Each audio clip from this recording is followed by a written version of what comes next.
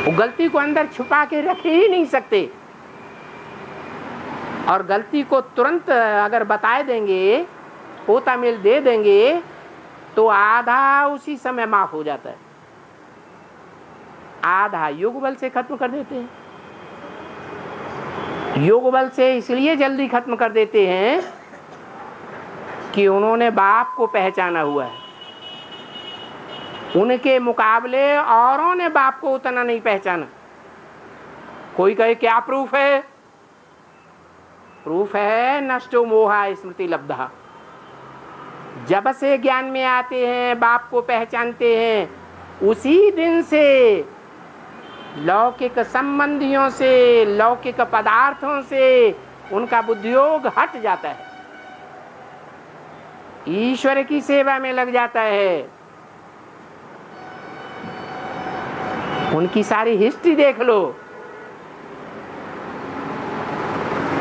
ईश्वरीय ज्ञान में आने का सारा जीवन देख लो। ये सच्चे साफ दिल होने की पहचान है।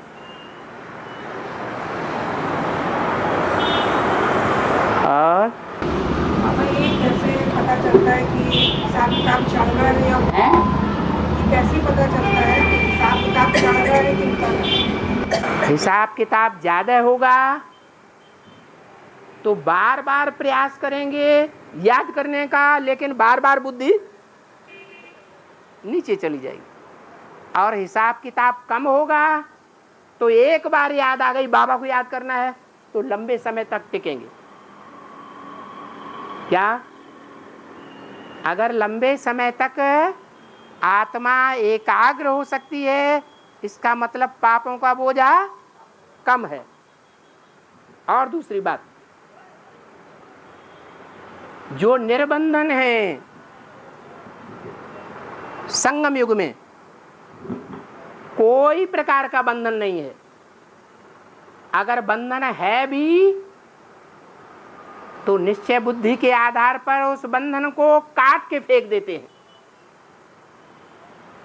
उस बंधन में बंधे होकर नहीं रहेंगे।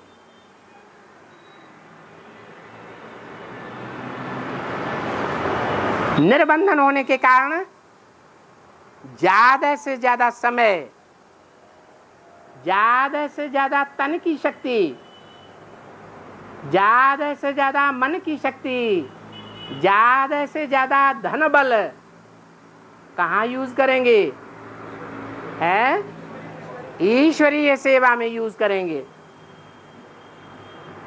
ऐसे सेवाधारी बच्चों को बाप याद करता है तो बोझ अनुभव होगा 63 जन्मों के पापों का, होगा भी तो उनको अनुभव नहीं होगा। सेवा का मेवा क्या मिलता है? खुशी होती है। जहां खुशी होती है वहां हल्कापन महसूस होता है। ये पहचान है कि पापों का बोझा ज्यादा है या पापों का बोझा कम है। और जिस पे बोझा ज्यादा होगा, गधा है, 1 कुंटल वजन तो चल सकता है। अगर उसके ऊपर 2-3 कुंटल डाल दिया जाए तो लचक लचक के चलेगा ना कि दौड़ेगा? है कैसे चलेगा? धीरे धीरे चलेगा ना।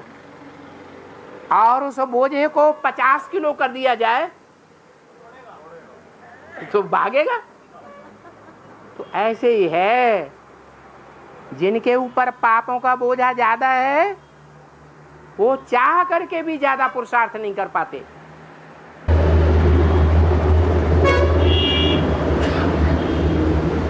कम कैसे होगा बाबा? साथ भी नहीं होगा, बोझा भी है तो कम कैसे होगा? याद कैसे करें? शरणागत वत्सल कौन गाया हुआ है?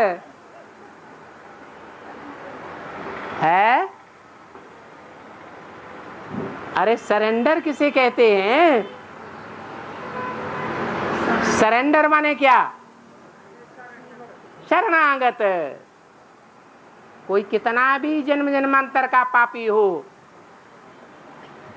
लेकिन अगर भगवान की शरण में आ गया तो कौन जिम्मेवार है? भगवान ही जिम्मेवार है। शरण में तो आ जाते हैं, बहुत आ जाते हैं, लेकिन शरण में आने के बाद निभाते हैं, है? निभाना भी होता है। ऐसे नहीं कि शरण में आ गए तो लक्ष्मी नारायण बन जाएंगे। जो आज से अंत तक निभाते हैं उसके नंबर बनते हैं, या सिर्फ सरेंडर होने के नंबर बनते हैं? निभाने के नंबर बनते हैं। हाँ जी बाबा, अभी जो वाणियाँ चल रही है वो पंप एंड शो वाली वाणियाँ हैं? अभी जो वाणियाँ जो चल रही है वो पंप एंड शो वाली वाणियाँ है। 98 से 99 के पहले जो चलती थी उसमें अच्छा क्लेरिफिकेशन था। 98 से पहले वाली तो है, ये सन 64 की तो है। नहीं, क्लेरिफिकेशन जो बाबा क्लैरिफिकेशन की बात कर रहे हैं तो बताया है कि ज्ञान भी 4 अवस्थाओं से पसार होता है। क्या? सतो प्रधान, सतो सामान्य, रजो और तमो। जैसे जैसे वृक्ष की पत्तियों की संख्या बढ़ती जाती है, जैसे जैसे संख्या बढ़ती जाती है, संख्या का विस्तार होता जाता है, वैसे वैसे ज्ञान सार रूप में दिखाई पड़ेगा या विस्तार रूप में दिखाई पड़ेगा? विस्तार में सत्य होता है या सार में सत्य होता है? ये अंतर है। चेहरा देखना हो तो भगवान के सेंटरों पे देखो है? कहा है कि चेहरा देखना है तो भगवान के सेंटरों पे देखो। हाँ। और दूसरी तरफ ये कहा है कि अगर खराब से खराब देखना हो तो यहाँ देखो। इसका क्या? यहाँ और वहां में क्या अंतर है? यहाँ किसे कहेंगे और वहां किसे कहेंगे? वहां भगवान के नेत्र बताए और यहाँ रावण संप्रदाय के नेत्र हैं या भगवान के नेत्र हैं? बोलो। अगर हैं भी भगवान के नेत्र तो उस साधारण रूप को गुप्त पाठधारी कहेंगे या प्रत्यक्ष भगवान कहेंगे? साक्षात भगवान क्या कहेंगे? गुप्त पाठधारी। तो पाठ ही गुप्त है तो बहुत समझ नहीं सकते हैं। हाँ, जैसे रावण राज्य में भक्ति मार्ग में कभी कभी 9-10 भक्त होते हैं, उनको भगवान का साक्षात्कार हो जाता है। होता है या नहीं? ऐसे ही यहाँ ब्राह्मणों की दुनिया में भी, यहाँ शूटिंग पीरियड में, यहाँ माना वर्तमान में कोई कोई को भगवान का साक्षात्कार होता है और खुशी बढ़ती है। लेकिन वहां ईश्वर का जब साक्षात्कार करेंगे तो प्रत्यक्षता का टाइम होगा या गुप्त पाठ बजाने का टाइम होगा? जो देखे आंखों से, जो सुने कानों से, ज्ञान की आवाज सुनेगा ना, आंखों से साकार में निराकारी आकारी स्टेज वाला स्वरूप देखेगा ना। जैसे क्राइस्ट के भक्तों ने क्राइस्ट के टाइम पर क्राइस्ट को देखा,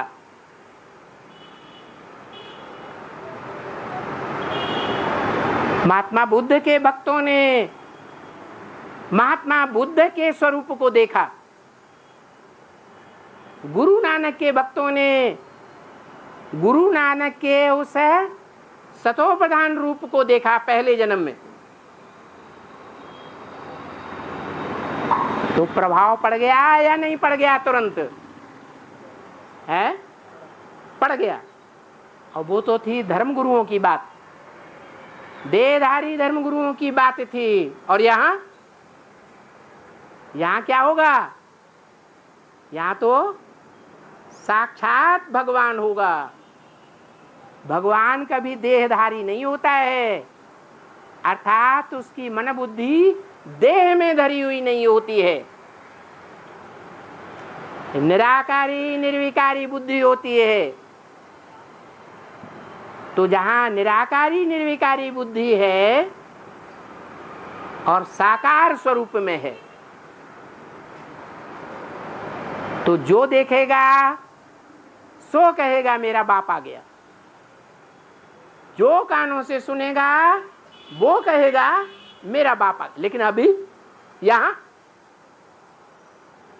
ऐसा होता है क्या? होता है? नहीं होता है। कहां होगा? वहां माने कब? अरे हैं? अंत समय कब? अरे कब है? अरे टाइम मुरली में बता दिया। 40 से 50 वर्ष लगते हैं तुम बच्चों को तमो प्रधान से सतो प्रधान बनने में। कब से शुरू करेंगे? 76 से बाप आया, ज्ञान दिया, पहचान दी, आत्मा की पहचान दी, प्रैक्टिकल में भगवान के पार्ट की पहचान दी। उस समय से लेकर के 40 वर्ष जब पूरे होते हैं तो उस समय कहेंगे वहां। अभी कहेंगे वहां, अभी नहीं कहेंगे। और बाबा मुरली में बाबा ने कहा है कि जब भी आता हूँ तीनों मूर्तियों में साथ आता हूँ। हैं? बाबा ने कहा है कि जब आता हूँ तीनों मूर्तियों में साथ आता हूँ। हाँ, तो क्या इसके पहले 36 तीन मूर्तियाँ? 3 मूर्तियां नहीं थी। क्यों? इसका मतलब एडवांस ज्ञान आपने नहीं लिया, या तो भट्टी नहीं की। भट्टी में ये खास बात बताई जाती है कि जब शिव बाबा आते हैं, ब्रह्मा बाबा को साक्षात्कार होते हैं, तो ब्रह्मा बाबा अपनी छोटी बहन को, अपनी बड़ी बहन को साक्षात्कारों की बात सुनाते हैं। बड़ी बहन दूसरी माता को साक्षात्कारों की बात सुनाती है। तो ब्रह्मा बाबा की बड़ी बहन थी, वो बड़ बोली नहीं थी, बोल बोल करने वाली नहीं थी। लेकिन माताएं आपस में तो बात कर लेती है ना। तो दूसरी माता जो बड़ बोली थी, उसको वो साक्षात्कारों की बात सुनाई। और दोनों माताएं जब मौजूद थी, उस समय बड़ बोली माता ने प्रजापिता को वो साक्षात्कारों की बात सुनाई जो ब्रह्मा बाबा को हुए थे।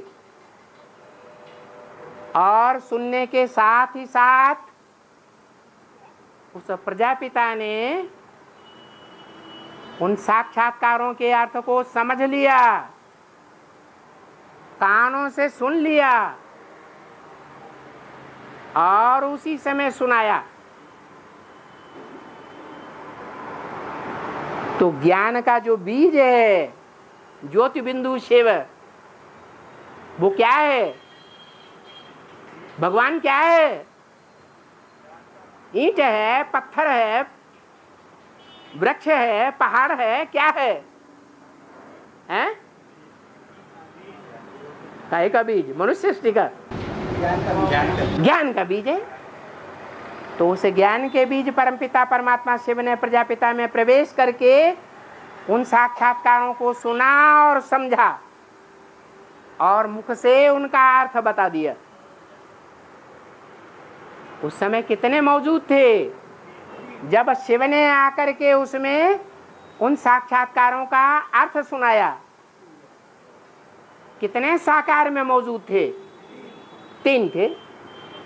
एक प्रजापिता, जगत पिता, एक जगत माता और एक लक्ष्मी।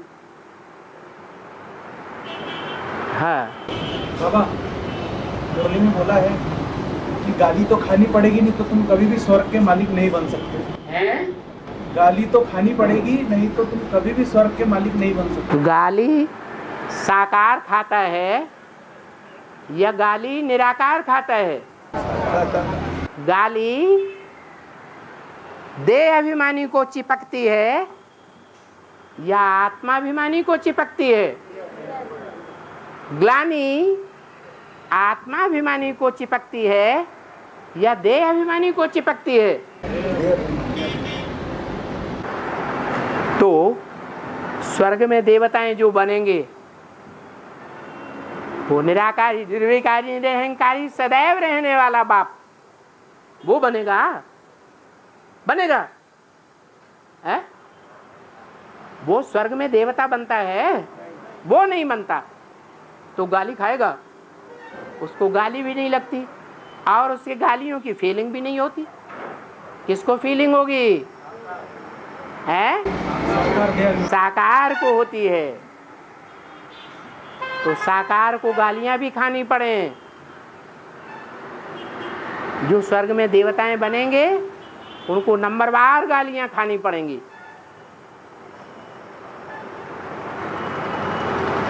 और अब आपकी वाणी जो चली 64 की वाणी है ना, तो उसमें बोला कुछ ना कुछ माला में आ गए होंगे, कुछ ना कुछ माला में आए हुए, ऐसा भी कुछ ना कुछ माला में आए हुए हैं।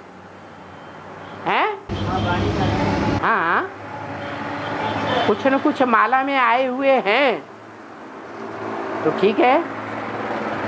हाँ सर 64 की वाणी है। हाँ हाँ, बाबा इमर्ज करके बोलते हैं, जिन आत्माओं से बात करते हैं उनसे इमर्ज करके बोलते हैं या वो सामने बैठे हुए हैं? तो वही रुद्रमाला के मणके हैं जो माला में आए हुए हैं। और बोला है कि अपने को अपने आप बादशाही में लगाना, अपने को अपने आप बादशाही में तिलक लगाना, बादशाही के लायक बनाना है। कृपा आशीर्वाद की बात नहीं है। हाँ, ज्ञान दिया जाता है तो अपने आप ज्ञान की गहराई में जाएंगे, उतना ही ज्ञान धारण कर सकेंगे। विचार सागर मंथन करेंगे तब ही तो गहराई में जाएंगे। तो अपने आप जाएंगे या शिव बाबा ले जाएगा? है? अपने आप जाएंगे। उसका तरीका यह है कि जितना औरों की सेवा करेंगे उतना विचार सागर मंथन भी चलेगा। दूसरा तरीका यह है कि जितना बिंदु रूप स्टेज बनावेंगे, सूक्ष्म आत्मा अपने को समझेंगे, उतना बुद्धि सूक्ष्म बनेगी। बुद्धि सूक्ष्म बनेगी तो ज्ञान की सूक्ष्मता को समझेगी, सागर की गहराइयों में जा सकेगी। तो ज्ञान भी धारण करने की बात है, वो अपने धारण करने की बात है, कोई दूसरा करेगा। याद, ज्ञान के आधार पर जितना पहचाना होगा बाप को, उतना हम अपने आप याद करेंगे कि कोई दूसरा याद करेगा तो हमको मिल जाएगा। है? हमको खुद ही याद करना पड़े। हाँ, ज्ञान की गहराई में जितना गए होंगे उतना ही गहरी याद आएगी। ज्ञान की बातों को ऊपर ऊपर सुन के संतुष्ट हो जाते होंगे तो गहराई में रतन तो गहराई में जाने से ही मिलेंगे, पुरुषार्थ करने वाले को ही मिलेंगे। धारणा, जो गुण रत्नों की धारणा करेंगे वो ही देवता बनेंगे। प्रैक्टिस करेंगे, अमृत बेले उठ करके एक गुण को अपने अंदर धारण कर लें कि सारा दिन हमको यही गुण धारण करना है, या सारा सप्ताह इस गुण को प्रैक्टिस करनी है, धारण करने की। तो पुरुषार्थ करना पड़ेगा या नहीं करना पड़ेगा? हम ही करेंगे, कोई दूसरा नहीं करेगा। और लास्ट है सेवा। जितनी सेवा करेंगे उतना खुशी का मेवा मिलता जाएगा। सेवा करने के लिए हिम्मत चाहिए, निर्बंधन होने की भी हिम्मत चाहिए।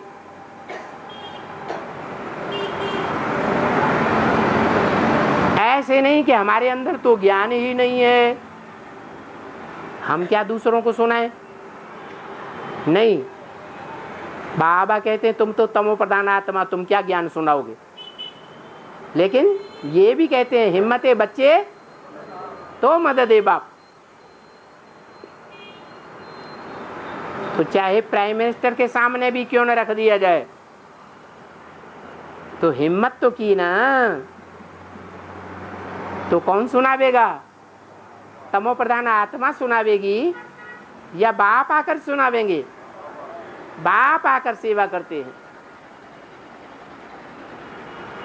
दृष्टि की सेवा देते हैं, वाचा की सेवा देते हैं, वाइब्रेशन की सेवा देते हैं। लेकिन करना किसको है? ये सब बाप को करना है क्या है? बाप को सिर्फ कह दें कृपा करो, आशीर्वाद करो, तो भक्ति मार्ग के गुरुओं की तरह कृपा आशीर्वाद कर देगा? पुत्रवान भव, आयुष्मान भव कर देगा? कर देगा? नहीं कर देगा। भक्ति मार्ग में तो झूठा ही कह देते हैं पुत्रवान भव। अरे पुत्र भी तब मिलेगा जब पूर्व जन्म का हिसाब किताब होगा। उस पुत्र बनने वाली आत्मा का हिसाब किताब होगा तभी तो आकर के पुत्र बनेगी। उसमें वो गुरु ने क्या कर दिया? ये सब भक्ति मार्ग में होता है। ये अंधश्रद्धा अंधविश्वास की बातें। ज्ञान मार्ग में तो सब कुछ है, सारा पुरुषार्थ अपने आप करना पड़ता है। बाप न किसी को देता है और न किसी से लेता है। क्या? अगर दे तो सबको देगा या एक को देगा एक को नहीं देगा? फिर तो पार्शियलिटी हो गई, पक्षपात हो गया। क्या भगवान बाप भी सब पक्षपाती है? इसलिए नियम बना हुआ है, जो करेगा सो पाएगा। भीख मांगने की बात नहीं है। आज मुरली बाबा ने कहा है कि एक बुढ़ा भी पुरुषार्थ कर सकता है, तो कौन से बुढ़ा पुरुषार्थ है? एक बुढ़ा भी पुरुषार्थ कर सकता है। दोनों ही तो बुढ़े हैं। प्रजापिता भी बुढ़ा है और ब्रह्मा भी बुढ़ा है। लेकिन उस समय जिस समय ये मुरली बोली गई, ये जिसको कहा, बाजू में इशारा किया ना, वो किसके लिए इशारा किया? ब्रह्मा बाबा के लिए किया। ब्रह्मा बाबा 64 में कितने साल के हो गए? 47 में तो 60 साल के थे जब मुरली चलाना शुरू किया। तो 64 में कितने साल के हो गए? अरे 60 साल में 18 साल और जोड़ दो, कितना हुआ? 78 वर्ष के हो गए, तो बुढ़े हुए ना, नहीं हुए? बुढ़े ही तो हुए। और उस समय राम वाली आत्मा, सन 64 में राम वाली आत्मा को शिव बाबा इमर्ज करके बोलते थे या नहीं? या राम वाली, राम की सहयोगी और जो भी आत्माएं हैं उनको इमर्ज करके बोलते थे या नहीं बोलते थे? हैं? बोलते थे ना। उनके लिए कहते थे तुम। ब्रह्मा बाबा के लिए कहा ये बुढ़ा, ये भी पुरुषार्थ करता है। और बाबा जैसे बाप के लिए कहा जाता है कि घर में आग लगी और पहले बच्चे को नहीं, वो बाप नहीं है जो पहले बच्चे को नहीं निकाले आग में से। हाँ। ऐसे गुरु शिष्य के लिए भी कहेंगे। हाँ। वो गुरु नहीं है। हाँ। जो पहले शिष्य का उद्धार न करे। ठीक है, बाप है तो अपने बच्चों को पहले काम आग्नि से, क्रोध आग्नि से, लोभ अहंकार से निकालेगा ना।